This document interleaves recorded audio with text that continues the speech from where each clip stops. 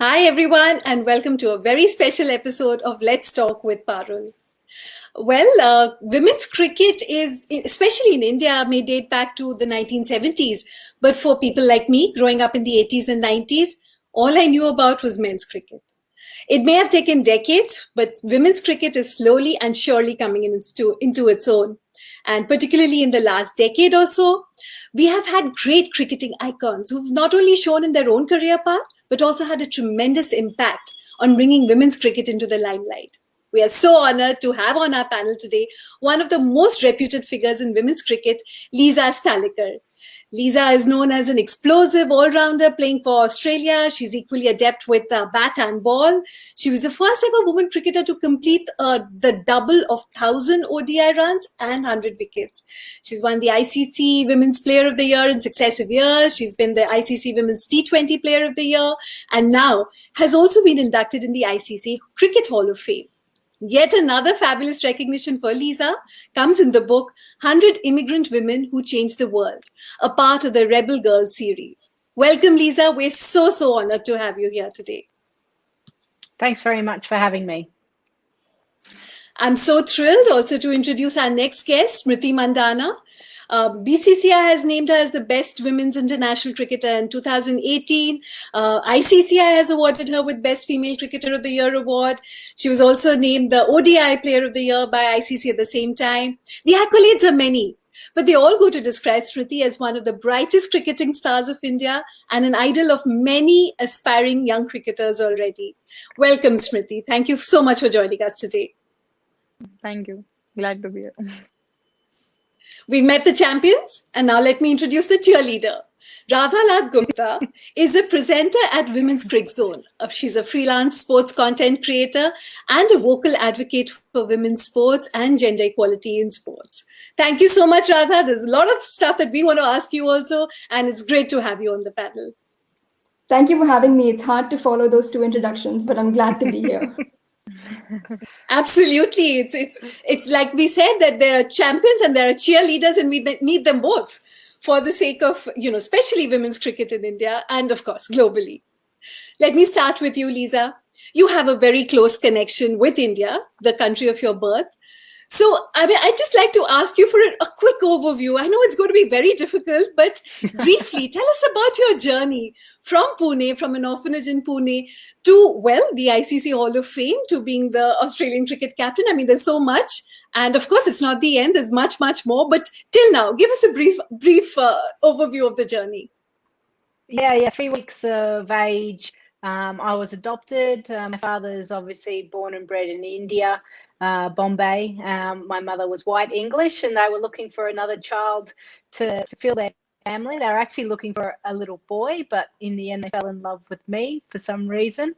So I was a lucky one. And through my father's work, we lived in the US for 18 months, Kenya, and my family were all Australian citizens, and we were on our way through Australia for me to become an Australian citizen. And my father, we were planning to go off to Kingston, Jamaica in the West Indies for his work. But in the end, we settled in Australia. And from there, you could see straight away that the outdoors was very prominent in Australian culture, whether it be by the beach or in a park, and playing sport was certainly that. And fortunately for me, I enjoyed playing sport and being outdoors. And through my father's interest and love of cricket, that's how I fell in love with the game. And once I realized women actually played and that there was a pathway and there was a domestic competition and the Australian women's cricket team was successful, I was set and I was ready to go from probably the age of 15, wanting to play for my country. How awesome and good for us. I mean, that's really the way that you've come into cricket, and that's the way we've known you. And I think it's been a boon for women's cricket all over the world. I don't know if it's good for us, bad for us. She would have represented India as well, right?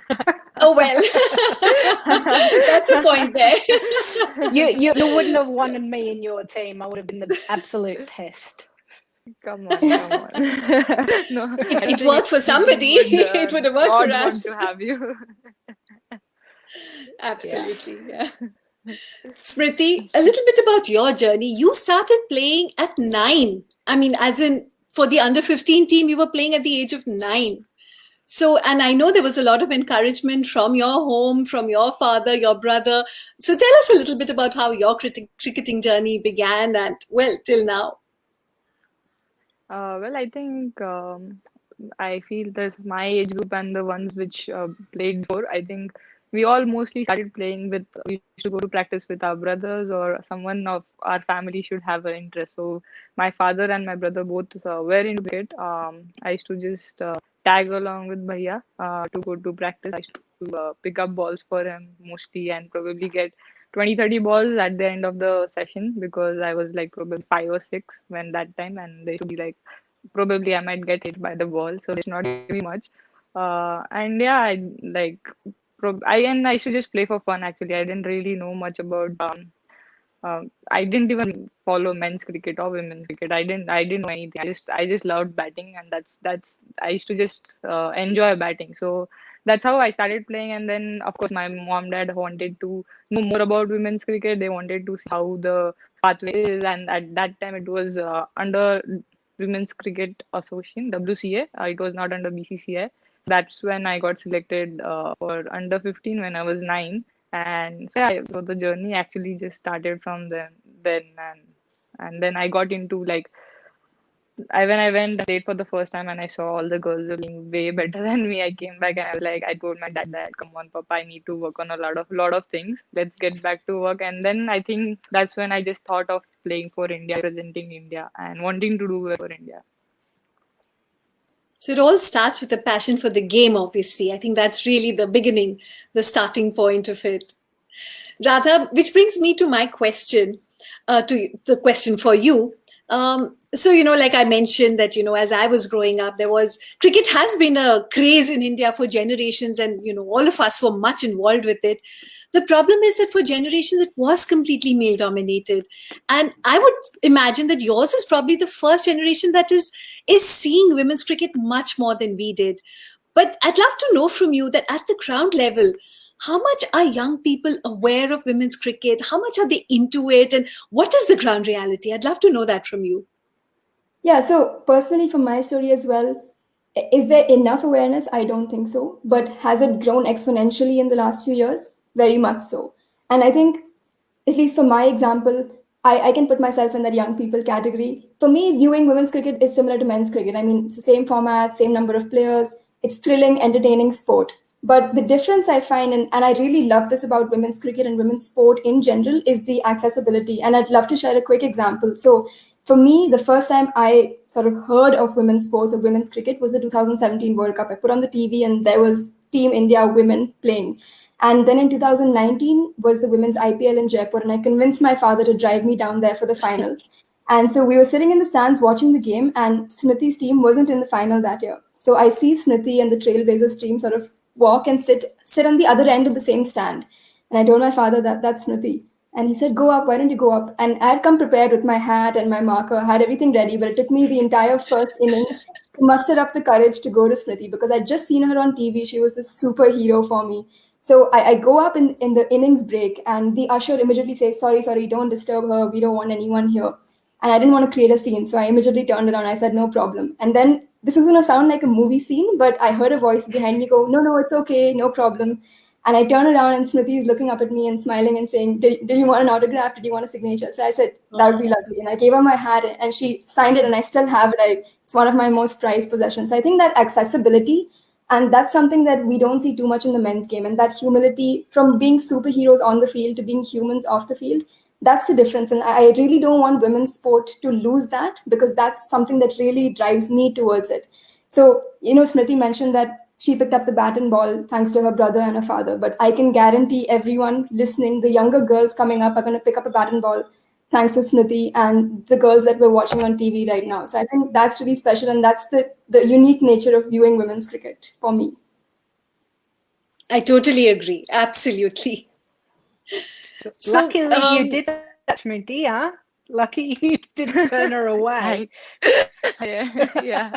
This is a No, lesson but actually. Next time I'm not gonna say no for anything. absolutely. No, you're a For nice person. these are the memories which are most precious for a fan, being able to get the attention of your hero, your icon is huge. It's just tremendous. So yeah, I'm glad that worked out But for you frankly, guys. I didn't have any job on that day. I was just a spectator that day. I wasn't playing. I didn't have any work to do. You did it. Actually, you did a little bit of commentary with us. Remember, you came up. Yeah, I did come. Yeah. I found Yeah, it that really was tough. fun. I don't think I'm coming back again there. Okay, so Lisa, I have a question for you now, which is, Yeah. well, it's basically, you in one of your past interviews, you've mentioned that casual racism was present in, the periphery of your world. But because you had sports as, such a focus area, that enabled you to deal with it quite comfortably. What about gender? You also have mentioned that at some point of time you didn't even know that women play cricket professionally. So did you feel that you had to ever fight harder being a woman playing cricket? Oh, certainly, when you look around your environment, all you see is men and boys. You know that you're a little bit different, but it's the same with obviously being of Indian descent in a white society. I certainly just thought I tanned well. I kind of used all of those things to my advantage, to be honest. I never saw it as something that would stop me achieving what I wanted to do. I probably found being a female coming into the commentary world is something a little bit harder, because obviously everyone is used to a male voice commenting on the game. They're not used to a female's opinion or the pitch or the tone. And even the word simply batter seems to irk a lot of traditionalists, because they say, no, it's batsman. And my argument is, if there is a gender neutral term that is able to depict the exact same thing that you're trying to articulate, why wouldn't you use it? So I probably found it a little bit harder coming into the commentary world because of that. So it's taken a bit of time, and even educating my co-commentators. So the amount of times we have man of the match, and I said, why don't we just call it player of the match? I really do think, especially as a commentator, language, and Radha would agree from a journalistic point of view as well, language is really important.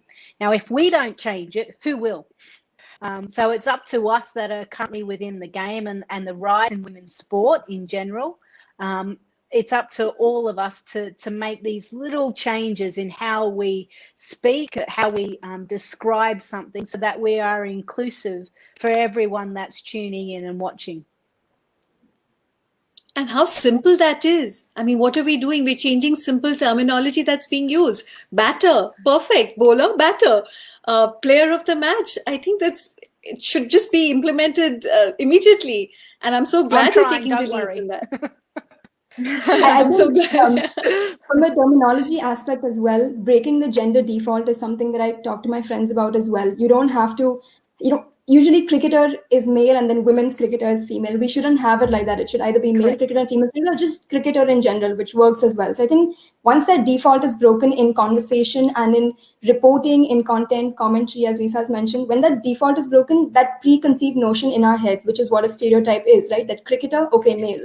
So when that stereotype or that preconceived notion is broken, that's when we'd really be able to progress in the gender parity in sport, especially. Totally agree. Yes. Smriti, while on this subject, we're talking about women in sports, women in cricket.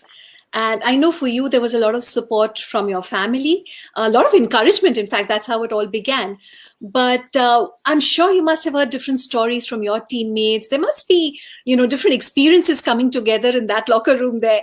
So how difficult or easy is it to be a woman cricketer in India? Well, I don't like if I don't think I'm a good. I'll be fair if I comment on someone else's journey. But yeah, if I talk about my journey also, you're as a girl, if you're playing, I think you're always outnumbered. You're probably outnumbered by a lot of guys playing. So initially, it's very hard for a small girl to go into an academy and just start playing, because you don't see a lot of girls around, and then you don't know how to interact, how to start talking, and that I think that kind of we a lot of girls at that age lose out interest because they don't feel that they can talk to someone, because of course there are not many girls who are playing. And of course, I think one point which I used to always feel offended with, I don't know if it makes sense for anyone, but I used to always offended also, I used to feel bad about it, that if there's if there's a misfield by any guy, if something happens, he's always come to he used to like a fellow teammate used to tell him that, why are you fielding like a girl? I'm part of that. Oh, I'm part of that team. So, and it happens. I feel it's not only in cricket, it happens in a lot of other sports, other places as well, other places as well. So I don't know why is bad fielding termed as, why are you fielding like a girl? Just say, why are you feeling bad? There's terms, as Lisa said, there's a term, bad feeling, which is there. So there's a term you can say for a bad feeling. Why you have to always show that weak feeling or a bad effort is always termed to be as a girl's effort, because of and if I think comparison, if a girl bats well or hits a long shot, they always say that, oh, she's hitting like a guy. Why can't a girl hit long? So I just feel that this, when I was growing up, I used to feel really bad about, and I hope like somewhere it stops. I know I can't do much about it, but I hope that it stops, because that kind of demotivates you when you're playing as a young girl, when you're 8 and 9. You don't understand much, so it can demotivate you. So I think these were the small little problems which probably I had when I was growing up. And I don't know if it makes sense, if like anyone's getting the point of why a weakness is considered to be girl. Like, why is the bad thing yeah. considered to be like, why are you doing it like a girl? So yeah, I think that should probably change. And it's not long. I just played a match 2 months back with guys in my district, and I hit a ball to a guy. He misfielded, and the guy from point is shouting, "Why are you fielding like a girl?" Where that was ball was hit by me, which is a girl.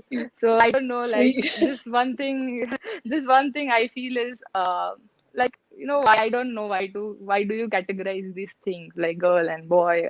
Boy feels well, girl feels bad, yeah. girl is slow, boy is fast. So I just feel like there are terms to be like, you can say you're feeling bad, you're feeling good. Why do you have to categorize it? So I think that for me always was something bothering and is bothering, and I think will be bothering till it stops.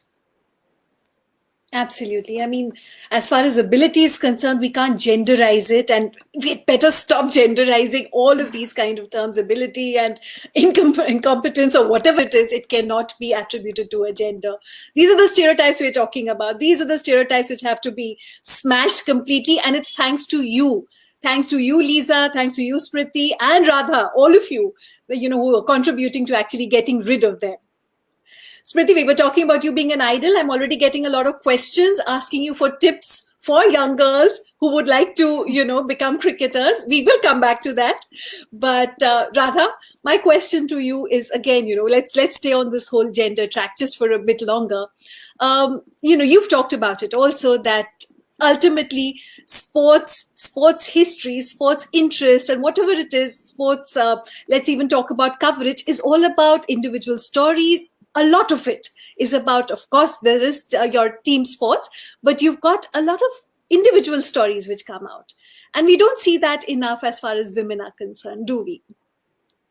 We absolutely don't. I mean, when I got into understanding women's cricket and following it, I had to hunt for stories on all these athletes that I really looked up to. I had to find out where they'd come from, what their journey was like, because and for any girl who wants to sort of go up this pathway, they would like to know what the journey has been for the people at the top already. So for example, for me, I was that kid who played everything in the park. I wouldn't come home until it was dark, and when I came home, I would put on the sports channel and watch whatever was happening. And for about 10, 12 years, I did this. But there was one thing that was common. I would play with boys and I would come back to watch men's sports. And not just men on the field, but men in commentary, men in the preview and the match review. And it seemed normal to me. I didn't know any different. But when that 2017 World Cup came, it hit me like a truck, and a good truck, like a truck full of puppies and rainbows, because I was just starstruck and I was awestruck. And I could not believe that someone who looks like me was actually playing at the highest level representing the nation. And I think that's when female cricket and women's cricket zone sort of came into their nascent stages because there was this massive untapped market in the country, which was women's sports and women's cricket. And we're still tapping into that. It's still very undiscovered and unexplored. And it is a business. At the end of the day, people should see women's sports as a business because there are investments. If you put investments, you will get returns. We've seen that with Australia. We've seen that with New Zealand. And we're bound to see that with India and other countries as soon as we put in our investments and our time and money and energy into it. So I really believe that individual stories is a way to sell this. It's a way to expose the players and the teams to the market, who are the fan base, who are the people watching, who are the people who want to learn. And those individual stories, I mean, really searched on YouTube for interviews and other things like that. Now I know that Smriti's favorite food is bhel, and I know how Shafani Verma has come out of Rohtak. You know, I know those little stories, and those are the stories that you want to know because those are the stories that inspire young girls and also normalize it for young boys. Because as Smriti mentioned, the experiences that she faces till today, seeing her on TV and seeing the women on TV normalizes it for young boys as well, that women can play and women play sports and at the highest level as well. So true. I'm also getting a lot of requests for questions. So I'll just like to tell the viewers that please do put down your questions in the comments here. I'm keeping track of that. And if we have time, we'll definitely come back to that. I'll try my best. But in the meantime, Lisa, my question to you. You know, you're not only a great ambassador for women's cricket with all your achievements on and off the field, but you're also a passionate adopt change ambassador. You're supporting couples through the process of adoption. I'd love to know a little more about your work in this context. Yeah, it basically came out of me obviously being very comfortable talking about the fact that I was adopted from a young age. I always knew I was adopted and it was nothing taboo or nothing to be ashamed of. I thought it was pretty cool. I thought it was a better story than everyone else. So I kind of reveled with that at school. But I did a function where I spoke about being adopted, and one of the board members from Adopt Change came and spoke to me and said, would you be comfortable being an ambassador? So I asked about the organisation. And basically, the organisation is about changing the policies in Australia because there is a lot of red tape when it comes to adopting. And there's a bad history in the Australian culture of taking Indigenous kids away from their families and putting them into white couples. So there's a lot of negative stereotype involved in that. So it was about breaking down that barrier, simply telling my story, which is a happy story, but also meeting a lot of other people who have been adopted as well, and learning a little bit about that process and how it goes. So it's not necessarily helping couples in that sense. It's more about championing the cause of ensuring that a kid in a foster system or going from an orphanage to a foster house, and that they don't have any real connections. They don't have stability in their life. And as human beings, we need love, support, tender care, and we need that to happen a lot quicker than what it does currently in Australia. But I'm hoping that when I get a chance to go back to Mumbai, it's only a couple of hour drive to Pune. I'd like to go back to my orphanage. I'm in touch with them, keep in touch with them. So hopefully you'll see some stuff on social media with me heading back to my orphanage. Okay, right. So you're in touch. Of course, you've been coming to India through your childhood. This is not like the first few times you're here. You're very familiar with the country, aren't you? Yeah, my grandmother was staying in Gumdevi in Bombay, and so school holidays I used to come and hang out. I think school was still going on, so I'd run up and down because we owned a school back then. So I'd run up and down inside all of the classrooms, being an absolute nuisance, and learned how to play carom there, fly kites. So I have very happy memories of being by Chapati Beach, and so Mumbai is very comfortable. India is very comfortable with me, and the more regularly that I've come back because of the IPL, mainly, the more I've fallen in love with the country again. Right. Tell us a little bit about the book. I love the feature, the 100 immigrant women who changed the world. I love the stories that are there, and you are also a part of it. So tell us a little bit about that feature. Yeah, look, Rebel Girls is an organisation that started in the US, and it's about ensuring when they wrote their first book, which was 2016, a staggering figure of only 19% of children's books had female role models. Yeah. And they wanted to break that down. They wanted to ensure that young girls could read about successful women, basically.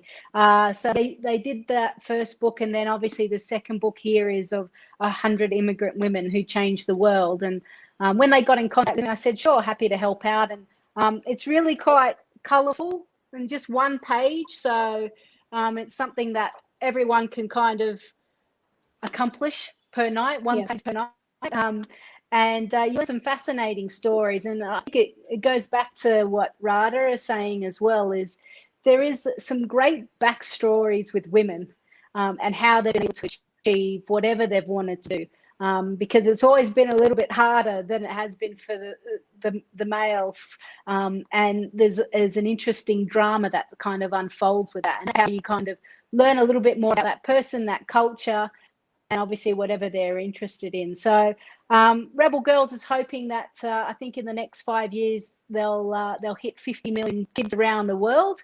At the moment, I think they've hit around 12 million, and obviously things are starting to happen a little bit more now in India, which I think is a no-brainer. And certainly with role models like Smriti and the rest of women's sport within India is certainly a growing industry. And sports is such a intercultural binder. I think that's really the best place to start. Smriti, there are lots of questions coming for you, all about your favorite room partner, your favorite food and all. But I'm going to ask you something a little different. I'm going to ask you about who's your strength? What is the, what gives you the motivation? Because like you're mentioning, moments like that on the field when, because of being a girl, you're being talked down to or whatever, sometimes that must be getting to you. So for you individually, as well as sometimes even, the entire team, what are your key motivational moments or people or, well, anything at all? Well, actually, before 2017, we always spoke about it in the dressing room that one World Cup will change a lot of things for us. I think when I used to earlier, like prior to 2017, go for any tours or something, people used to ask, "Acha, ladkiyan cricket khelti hai?" So like girls do even play cricket. So, but at least now they know that okay, we have a women's cricket team in India. So these things have changed, and this was a very motivation for us in the dressing room. For me personally, I feel that putting on a India jersey, having that India written on ahead of you, I think that's the biggest motivation for me. Just I think winning matches for India, and of course I think like and also, nowadays I think with the kind of growth women's cricket is having in India, a lot of young girls have started playing. So I always feel that even if I like kind of motivate 10 or 15, 20 girls, at least that's my in my head, it's like even if I motivate every day 10, 15 girls to pick up a bat and ball and start playing cricket, I think that will be something which I think I will achieve a lot, and I feel happy about it, that if I will be able to do that. So yeah, I think these two three are motivation for me to go out there and train every day. And probably, I think a bit personal motivation is, of course, doing well for my mom, dad, giving them the best life. I think that has to be like something which I always look forward to, and I always looked forward as a kid also to, give them a very good life. That's a lovely thought. And I totally agree with you that just wearing the jersey must be motivation enough, for sure, of course. Now we've talked a lot about, well, what it has been like and, experiences. Going forward, I'd love to have all of you weigh in on this. And I know some of our viewers have also asked questions about this. Let me just scroll back to that. As far as there's a question directly for Lisa. What should we do as fans to bring more awareness about women's cricket in the society? So, of course, from the fans' point of view and in general, Lisa, what do you feel? What needs to be done? What will really bring women's cricket into the limelight? Well, firstly, you need to watch whenever the women are playing. Make sure you're watching, following the individual athletes, and being aware of what they're doing. And then it's more about when you're in the general society, people are talking about cricket. just keep reminding them, oh, there's an Indian women's side, or, you know, did you know that this tour is coming up, or that the domestic 50 over competition will hopefully start soon.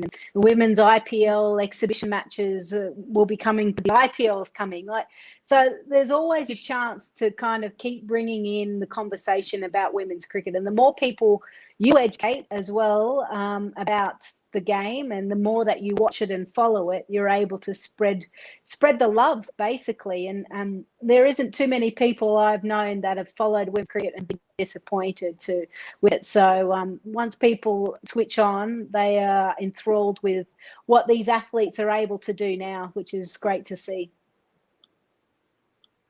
Sure. I want to chip Smriti? in this question. Please. Yeah, like I think she's covered almost all the things, but I think as fans, I would just want them to come and watch women's cricket, just to enjoy women's cricket rather than compare. I feel that is something which Great I point, yes. hear a lot, that okay, she's not bowling at 145, she's not hitting 110 six, she's not doing that.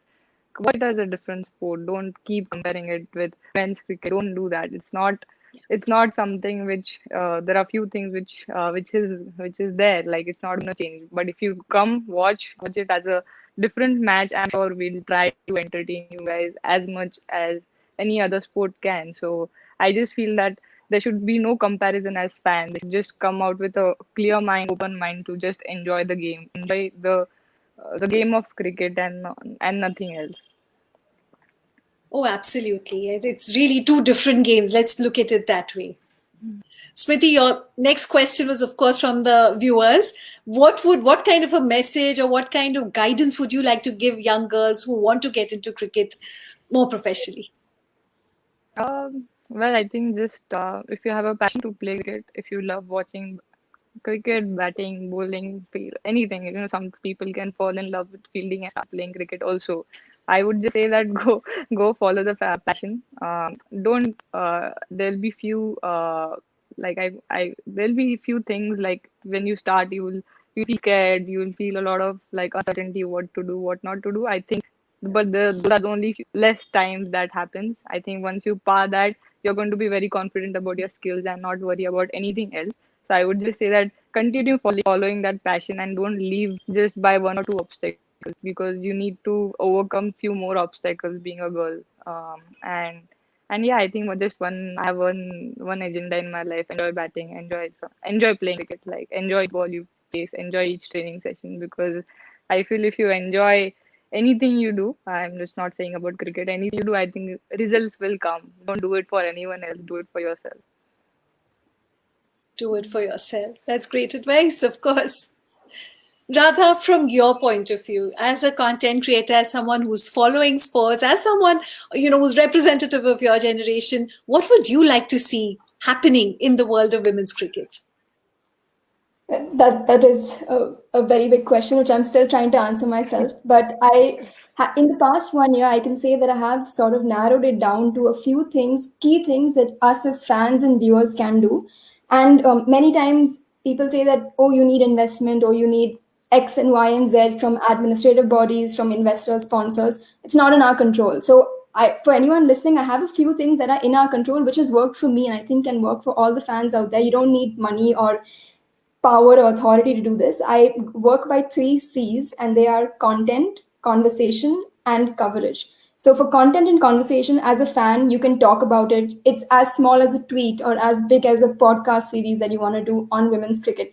As soon as you start doing that, and as soon as you start creating content and conversation that never existed but now exists, you are inspiring other people, motivating other people to take this up. You're stirring conversation. And as soon as this starts snowballing, and I've noticed it, there is a big demand for it. And from the authorities and the investors, when they look to broadcast matches, the one thing they say is, are people going to watch? So as soon as you create that demand, people will watch. And that's when coverage comes in. And as soon as coverage is there, you hit all 3 check boxes. Once coverage is in, conversation will skyrocket, content will build up. And then that snowball just keeps getting bigger and bigger. It starts helping each other. All the wings help each other. And that's when it really grows exponentially. So as a fan, sitting at home on your phone, on your sofa with the TV in front of you, talk about it. message something to your friends that, are you watching this game? Are you catching it tonight? If the match is on, talk about who's batting well, who's bowling well, who's fielding well. Just simple things like this go a long way. And I used to do that. And then I realized that I can actually take this up as a bigger project, creating content and eventually freelancing with Women's Cricket Zone as a presenter. I get to talk to a lot of cricketers about their journeys, about their stories, starting as just another kid in the park, right? And ending up winning a World Cup. So I think that's really crucial, and you can do it just being a person at home. You don't need money or anything that, authority for that matter. So I think that's those 3 C's: content, coverage, and conversation are 3 things that I do live by. And I think the onus of that, at least as far as content is concerned, is on people like you and me, the content creators. So yeah, let's do our part, and we are only too happy to do that. Absolutely. I think this conversation itself is something new, right? And this thing that's taking place right now means that we're creating conversation for people listening. They're going to share this link with other people, and that's really how it grows from here. Oh, absolutely. So, of course, all of you watching, please make sure you do that. Please make sure share, and let everyone know about this conversation and more like these. Lisa, we know about Smriti's favorite food. Somebody has asked about yours. I'm sorry, I've lost track of the name, but what is Lisa's favorite Indian food? Favorite Indian food? I'd have to say either masala dosa or dahi puri. Oh, all right. Both sound good right now, in fact. Are you Very impressed? strange I bet you, did I surprise Masala you? dosa and Actually, puri. the other thing is I have to finish an Indian meal with pan. Perfect. Oh yeah, okay. Even I like that. And Even I love pan. Yeah, and pan is a difficult thing for most people to like and enjoy. I mean, Indian, non-Indian doesn't matter. It's one of those. It's difficult for the palate to enjoy. So wow, good for you. Smriti, here's an interesting Indian question. palate, yeah, come on. Of course, I'm not saying for anybody at all. Okay, so Smriti, here's a question for you. How difficult was it? Well, I mean, I'm going to just rephrase it slightly. Was it to get into rhythm suddenly after a long gap at home, not training and playing? So, what was that like? I'm sure this is a pandemic-related question. Just rephrase it. So, yeah, what was that like? Well, I don't think we've gotten rhythm completely yet, but yeah, we had an opportunity to go to Women's T20 Challenge and play a few matches there. But yeah, I think it was good. We got, I think, 7, 8 days before the actual match started. We got few practice sessions with the team, and but yeah, luckily I think probably after the second phase of lockdown, we were able to go at our home places and practice. And I think I just feel cricket is cricket. You bat anywhere, it's going to be the same. So, but yeah, I was a bit more nervous than I would ever be before the first match because I generally don't get nervous before matches or anything. But this time I was, because the whole pandemic, you kept on thinking that will I be able to bat the same way? Will I be able to do these things the same way? So I think I was a bit more nervous initially when I went into bat. But yeah, I think probably 2, 3 balls when you play and it just goes away. So probably yeah, again now as I said, I will be nervous whenever we start playing matches again because we have had again a long gap. Because when you don't play matches for a long gap, you kind of feel a bit nervous when you're going to bed. So probably I'll be a bit again, but probably 5, 6 balls into the match, and I think hopefully it's fine. Surely it will be, of course. Sthalekar has a question. And it's addressed to Smriti, but Lisa, I'd like you to weigh in on this also. What makes the Indian women's team different from others? So, Lisa, let's start with you. Yeah, I don't know. How can I say it? What makes the Indian side different? Well, always subcontinent players tend to play a lot squarer. The batters tend to hit the ball a lot squarer. They're more comfortable against spin. Their spinners are normally first class as well because they're used to playing on conditions that help the spinners. But one thing that I've noticed probably over the years, and the first time I came across the Indian side was 2003. That's a long time ago, probably before some of you were even born that are watching. Come on, 96. Yes, so, yeah. I knew you were figured out. And basically, one thing I've noticed about this T20 side is they're a group that really enjoy each other's company. They sing songs, they laugh, you know, they push each other in a nice way. And I think I've seen a development over this period of time with the Indian side. And that's why it's no surprise that, 2017 they were in the World Cup final, 2020 they were in the T20 World Cup final.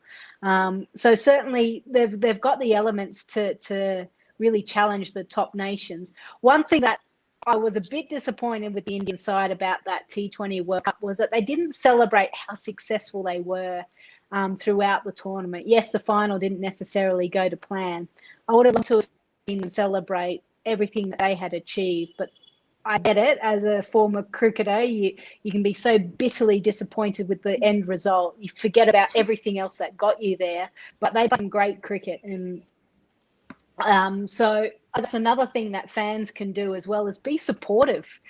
Yeah. Don't stick the boot in when things don't quite go to plan, because I'll give you the tip, this side, this Indian group of girls, they're going to take the game to another level, and I'm excited to see what they can accomplish once they finally get on the park, if they ever get on the park. For sure, yes, for sure. We're all crossing. Yes, I know. Parul, can I quickly weigh in on Sure, why, go ahead, Radha.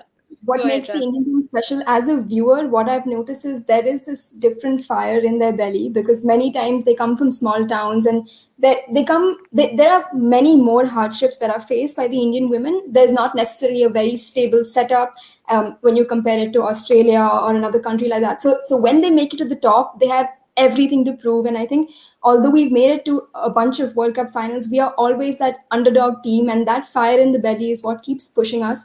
And that's what gets the fans involved. I think for me, I love to see that, because as Lisa mentioned, I think even back then and now, we are this very tight-knit team, and we're approaching a golden age. I think our team's average age is very young right now. So in the future, I just can't wait to see what we're going to achieve. No pressure, Smriti.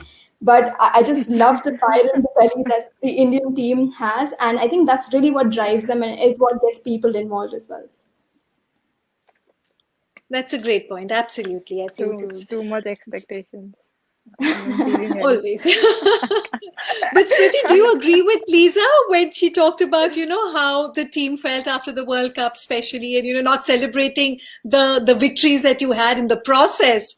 And, I mean, of course, it's very natural. But yeah, do you agree? Is that what happened? Yeah, definitely. I think as a player, even Lisa will understand that, going to play the final, knowing that it's such a big stage. And I think we were more disappointed not winning or losing. I think that we didn't put up a good show.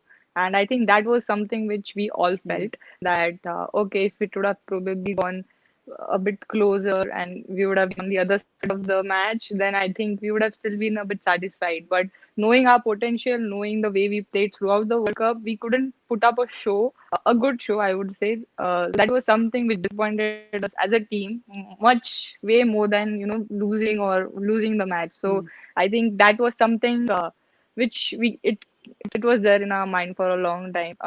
So yeah, definitely what Lisa said, we couldn't enjoy, but it was definitely not about winning or losing. It was actually about the kind of performance we put in the final. Performance. Have you watched the Well, game? Have you watched the game back? No. Have you Is that painful to do? Have you watched the 2017 World Cup final back? No. You need to do that. I did watch how I got out. Other than that, I couldn't Not just watch the how whole you got final. out, the rest of it, the whole I can't. thing. Come on, I can't. I can't. You have I to. can You probably have to just. try and take some positives from it. Uh, it's a bit tough. Now I'm doing coaching here. I'm doing the coaching here. No, go ahead. I'm loving this. No, look, I think also there's the other element. There's also on Prime, there's a new documentary. It's called The Record, and it's about the journey of the Australian women's side during that tournament. Now, regardless of who they played in the final, it just shows you the amount of pressure that was put on that Australian team, which I actually think the Indian women's team and men's team feel it any time they go out on the park. I think that there is always so much pressure on the Indian players.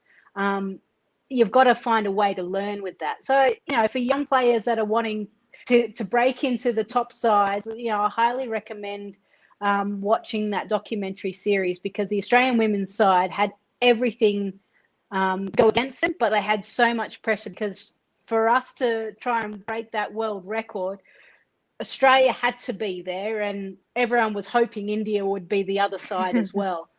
So the journey of that and how the players coped, I think anyone, regardless at what level of cricket you are, you could take something away from that. So watch it. Fabulous.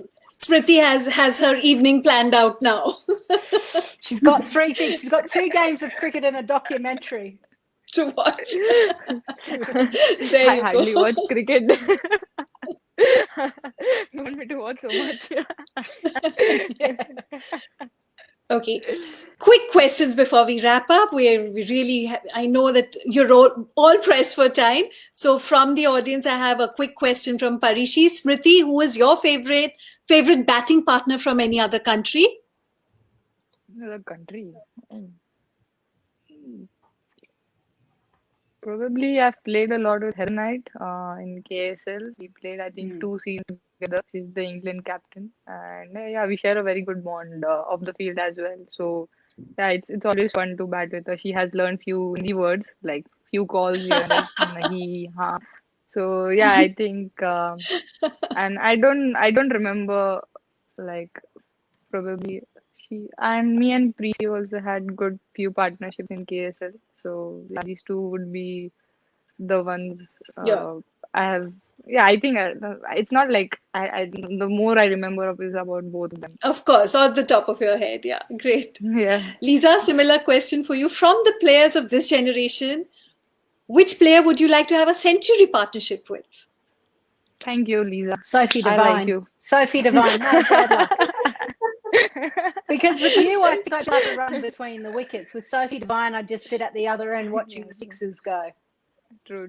Yeah. Even I would love to bat with her. Yeah, so easy. Yeah, like, exactly. I think it's similar to batting with Shefali. Same blood. Yeah. Yeah, but see, I never got the opportunity to really play with other players from other countries. So the T20 game obviously came in after domestic competitions, came in after I retired. I did come out and play for the Sydney Sixers. I did take Smriti's catch at Drummoyne Oval when you were playing for Brisbane Heat. You hit it straight down my throat, and I was like, "Oh, don't drop the first chance." Yeah, I took you out. So I would have loved to have played in this generation to play. Have I played against you? I actually didn't know that. Yeah, there you go. Done. I was 18, 19, yeah. You were young. You had your glasses on and everything. Specs, yeah. I was too nervous in that tournament. It showed. It's all right. You've grown from there. You've gone like this. It's fine. Radha, you were saying something. You were adding to the conversation. Yeah, no, I was just saying that Lisa mentioned she'd like to bat with Sophie Devine. She actually made the fastest T20 100 very recently, and I got to speak to her after that. And I asked her what was going through her head when she was on the crease, and I asked her about her batting partner, who obviously had the best seat in the house, and what the conversation was in the middle of the overs. And she said that Maddie Green, who was a partner, just said, "Do your thing. Like, I'm happy to just stay here and watch you hit." So I think very similar to what Lisa is saying. But Sophie Devine, just when she's in that slot, she doesn't let go. And she finished that run chase I think she was waiting to catch a flight or something, because it was finished before we knew it. I have a very funny story of Sophie. So when I was probably 18, 19, I think she in New Zealand had toured India. We were playing in Bangalore. And she scored the 18 ball 50, fastest 50, I think. And she hit one of our off spinners for 4 sixes and 2 boundaries in 1 over, and to all the different part of the grounds. And I was like probably 19, and I was just like, wow, this is like something, like, this is crazy. And I was actually like being a spectator there than like the opponent. And at the end of the match, I actually went up to her and I said, "Can I have a photo with you?" And I generally generally I don't do that. And she was very kind. She said, "Yeah, sure." I took a photo, and the intention of taking a photo with her for me was just to compare the muscles because she has this huge muscles, and I was like, I actually want to see the difference between both muscles, and I actually have to find that photo. You should. You should. Amazing. We would love to see that. Please make sure it surfaces on your social media. We would love to see that after the story. I know the viewers are begging I don't me. reckon. I was going to say. Go ahead, I please. don't reckon it would have. I don't reckon it would have changed that much if you took a photo now, right? What? No, As no, in your it's muscles. nothing at Yeah. all. No, no, Exactly. nothing. I'm still the same. Same. Exactly. Probably, I was a bit, probably half an inch more leaner than now. Nothing else has changed. How fabulous this conversation has been. I don't feel like wrapping it up, and I know the viewers are begging me not to, but I have promised the two of you that I will keep to my time. So I will say thank you now. And honestly, truly, it's really been an honor and such a pleasure to have you all on this panel, to have such lovely experiences and advice being shared. And I'm sure the viewers feel the same. And there we go. I think we've already got a good agenda for women's cricket right here in these 45 minutes. And let's all do our bit for that, because I know we're all responsible for it. Thank you, Lisa. Thank you, Smriti. And of course, thank you, Radha, for joining us today. Thank you. Thanks, guys. Thank you. Bye. Thank you. Bye.